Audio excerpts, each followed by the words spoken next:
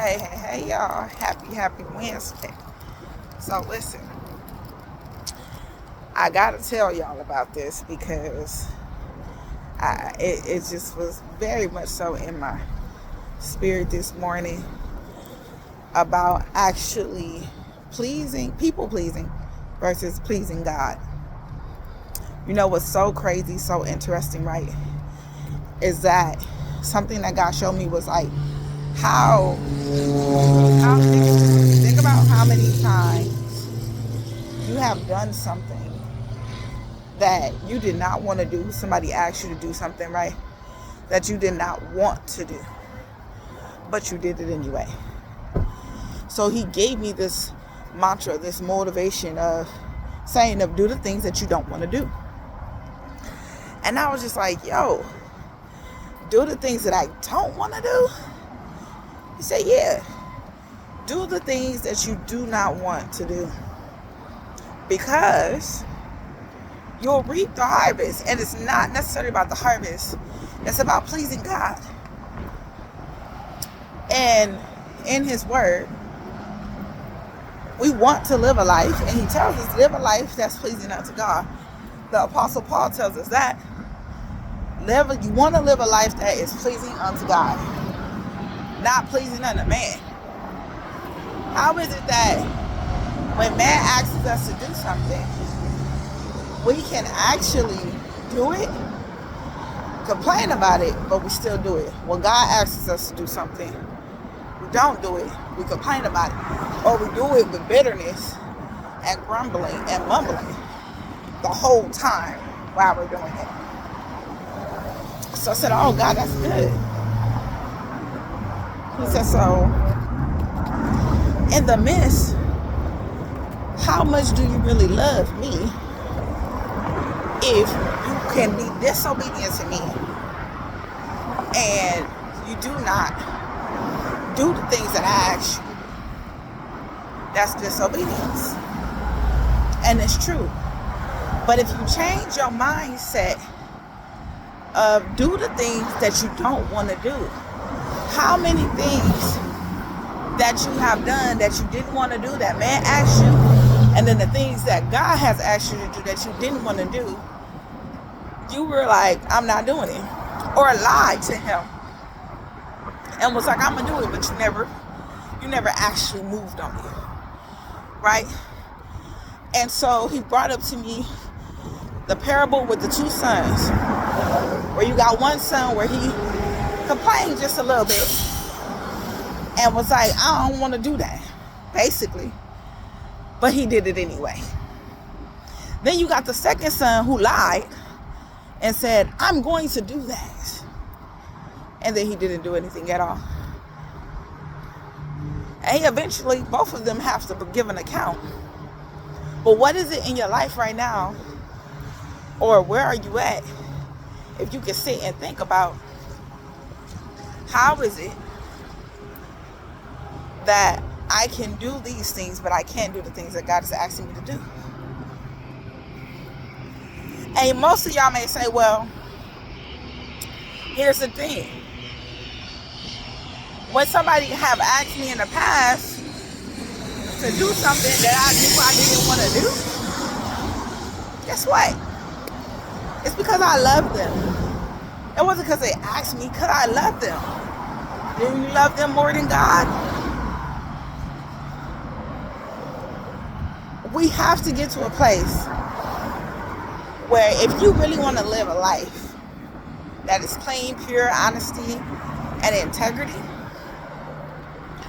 we have to get to that place where you are actually honest with yourself. And you gotta break those habits. See, doing the things that you don't want to do, look at it as a level of, oh, just do the hard stuff first, and then, because we never want to do the hard stuff. But honestly, doing the things you don't want to do is a fight of procrastination and laziness. It's not about doing the hard things first. It's about being lazy and not wanting to do it because you just don't feel like doing it because you're really being lazy. You're really procrastinating. You're really not believing in whatever it is that you just want to do. But if your job asked you to do something that was out of your job description, you would do it. Why would you do it? Because it's a benefit or it's a reward that's tangible that you can see. But if God asks you to do something and you can't see the reward, then you don't do it. Or you lie and say you are going to do it. Then you're not. I'm guilty of doing that myself. I'm guilty. I've done that before. I've been on both sides. And now I'm in a season and a place where God's like, I'm going to push you more to break that procrastination of yours. I'm going to push you more. We will entertain suggestions from man after God and already gave us a strategy, instead of actually going to God and saying, okay, you said do this. What's the steps to it? He give you the steps. You'll have more. Your mind will entertain more about what somebody else said instead of entertaining the strategy that God gave you that you asked for. And you can apply that in every area of your life, wherever you want to apply it, right? You can apply that in every area or in any area of your life, however and whenever you want to apply that. So I want y'all to be encouraged to really, really hone in on that. I want you guys to not just hone in on it. I really, really want you to think about how many things that I have done where people have asked me to do things. Kids, man, job, woman. They've asked me to do things that I did not want to do, and I did them anyway.